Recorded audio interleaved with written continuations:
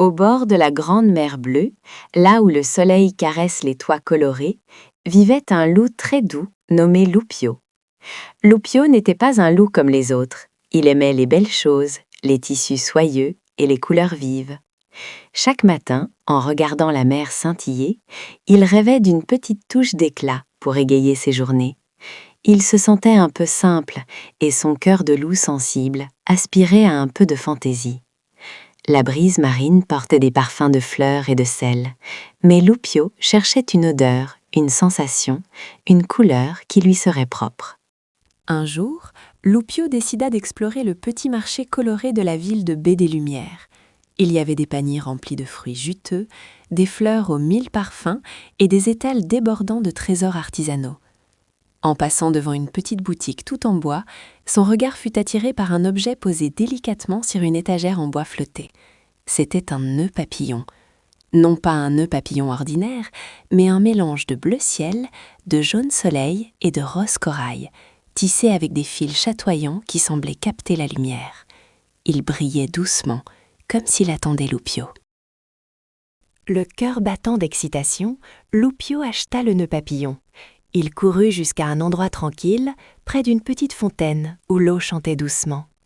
Avec ses pattes agiles, il attacha délicatement le nœud autour de son cou. Il s'épancha pour regarder son reflet dans l'eau claire de la fontaine. Oh, surprise! Le nœud papillon transformait son apparence. Ses yeux brillaient, son pelage semblait encore plus doux. Il se sentait soudainement élégant, courageux et prêt à sourire à tous. Un petit frisson de joie parcourut son corps tout entier, comme une douce caresse. En se promenant le long de la promenade des Murmures, une jolie allée bordée de palmiers, Loupio rencontra sa petite amie, Céleste la mouette. Céleste était connue pour son sens aigu de la mode et ses plumes toujours impeccables. « Oh, Loupio, mais quel splendide nœud papillon !» s'exclama Céleste en virevoltant autour de lui avec légèreté. « Il te va à ravir, tu es le plus élégant de toute la baie des Lumières. » Loupio rougit un peu, mais son cœur gonflait de bonheur. Il n'avait jamais reçu un tel compliment, et le nœud papillon semblait briller encore plus fort, comme un petit bijou. Fort de sa nouvelle confiance, Loupio décida de profiter pleinement de sa journée. Il se balada le long de la plage de galets, où le soleil réchauffait son pelage. Il salua les petits crabes qui jouaient à cache-cache et écouta le doux clapotis des vagues. Chaque pas était léger, chaque regard était joyeux. Le nœud papillon, comme un petit phare de bonheur, l'accompagnait dans toutes ses aventures. Il se sentait capable de tout, même de chanter une petite mélodie joyeuse, ce qu'il n'avait jamais osé faire auparavant. Le vent marin portait sa joie à travers la baie des Lumières.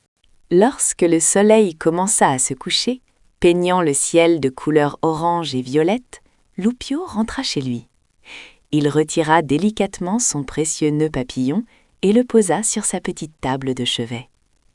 Il se rendit compte que le nœud papillon n'était pas magique en lui-même, mais qu'il l'avait aidé à trouver la magie qui était déjà en lui.